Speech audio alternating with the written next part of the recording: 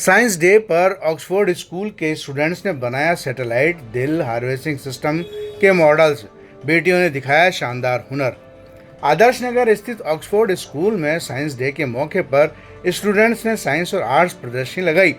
प्रदर्शनी में बेटियों ने कमाल के मॉडल्स तैयार किए। आने वालों का सभी का दिल जीता। सैटेलाइट के प्रोजेक्ट को बेटियों ने अपने अपने अंदाज में समझाया। आपस में सभी का शानदार कोऑर्डिनेशन दिखा।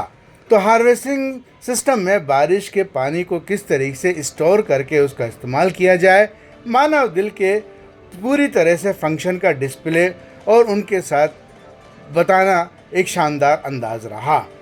बेटियों ने बेहतरीन प्रोजेक्ट्स बनाए। आने वाले से सभी से अपने प्रेजेंटेशन के बारे में ओपिनियन लिखवाए। स्कूल के डायरेक्टर एस.जेड. ताहिर ने कहा कि बहुत कम समय में बच्चों ने कड़ी मेहनत के जरिए प्रोजेक्ट तैयार किए। खुद भी देखकर हैरान हो गए। उन्होंने कहा कि इन प्रोजेक्ट्स का मकसद वेस्ट टू बेस्ट है और वो सभी बच्चों ने करके दिखाया।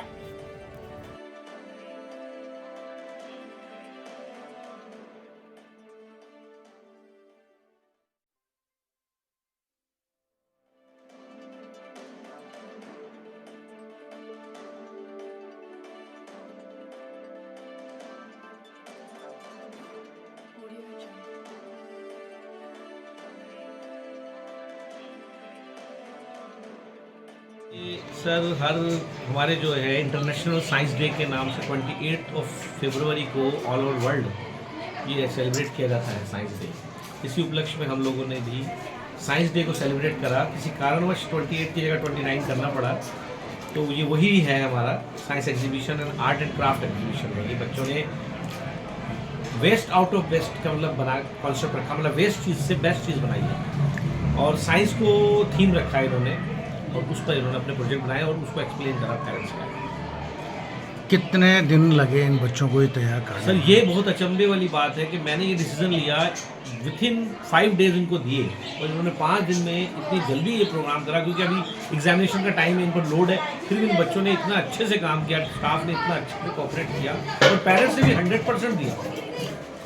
और ये जो हमारा एग्जीबिशन है इस पर आपने नोट किया होगा कि इसमें हमने हाथ मैनमेड थिंग्स ही यूज़ किए, कोई बाजार से ला करके रेडीमेड चीज़ों का इस्तेमाल नहीं करा। इस एग्जीबिशन में हाथ का इस्तेमाल किया। सर एक अगर हम 5 भी लोग जुटे और पैसे की बात करें तो मुश्किल से मैं समझता हूँ इस पूरे प्रोजेक्ट की अगर हम बात करें 1-2 प्रोजेक्ट को छोड़ करके 200 के ऊपर कोई गया होगा, बाकी सब इससे कम नहीं है। तो अपने बच्चों ने अपने हाथों से बनाए, शीट खरीदना, ये करना, तो 200-300 मैक्सिमम खर्चा हुआ है एक प्रोजेक्ट में। वो जो वाइन मशीन है ना उसमें जो फैन वैन लगे हैं वो थोड़े ज़रूर आए होंगे 50-100 रुपये के, बाकी 300 के अंदर प्रोजेक्ट बने, बाकी कुछ तो बिल्कुल ही लो लेवल के।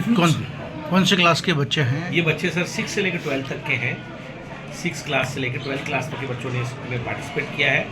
बोर्ड क्लासेस को हमने इससे दूर इसलिए रखा क्योंकि उनके बोर्ड एग्जाम से 10th 12th में नहीं आई है, बाकी 6th 7th 8th 9th और 11th क्लासों ने टोटल प्रोजेक्ट बनाए हैं। सर बच्चों को लेकिन हमारे बच्चे जो हैं सर दुनिया में जो ये धर्रा लगा हुआ है कि हमारे जो माइनॉरिटीज़ के स्टूडेंट हैं पढ़ते नहीं हैं, ये ख़त्म करना चाहते हैं। हम ये बताना चाहते हैं कि माइनॉरिटी के स्टूडेंट्स भी पढ़ते हैं और बहुत आगे बढ़ते हैं और बच्चों की पढ़ाई को आगे बढ़ाना मेन मकसद है। क्योंकि अगर किसी देश में एक बच्ची पढ़ती है तो बताते हैं कि 50 लोग पढ़ते हैं और एक बच्चा पढ़ता है तो वो अपने लिए पढ़ता है। तो हमारी ज़िंदगी में आगे बढ़ा ही नहीं जा सकता। पहले ज़माना ये था कि चलो इंसान कम पढ़ता था तो कर लेता था अपना गुजारा, लेकिन आज के दौर में उसको पढ़ाई बहुत ज़रूरी है। अगर उसको कोई छोटी से छोटी दुकान भी खोलनी है तो उसके लाइसेंस चाहिए और उसके लिए मिनिमम क्वालिफ़िकेशन चाहिए। पहले लोग बाहर चले जाते थे, लेबर पे चले जाते थे, लेकिन आज भी बाहर जाने के लिए भी एक मिनिमम क्वालिफ़िकेशन की ज़रूरत पड़ती है। पढ़ाई बहुत ज़रूरी है और इस वक्त माइनॉरिटीज़ को तो पढ़ने की बहुत ज़रूरत है क्योंकि इसमें पढ़ाई बहुत कम है। आपके एग्जीबिशन में एक ख़ास अहम चीज़ जो देखने को मिली है वो बेटियों का ज़्यादा उत्साह नज़र आया बनिस्बत बेटों के। बिल्कुल, बच्चियाँ बहुत ज़्यादा लेबोरियस होती हैं। ये तो हमको अक्सर देखने को मिलता है कि अगर हम कंपेयर करें तो बच्चियों को घर के काम के साथ साथ पढ़ाई भी देखनी होती है और अपनी इन एक्टिविटीज़ को भी इंजॉय करना होता है। तो बच्चियाँ मैं समझता हूँ बच्चों से ज़्यादा लेबोरियस होती हैं।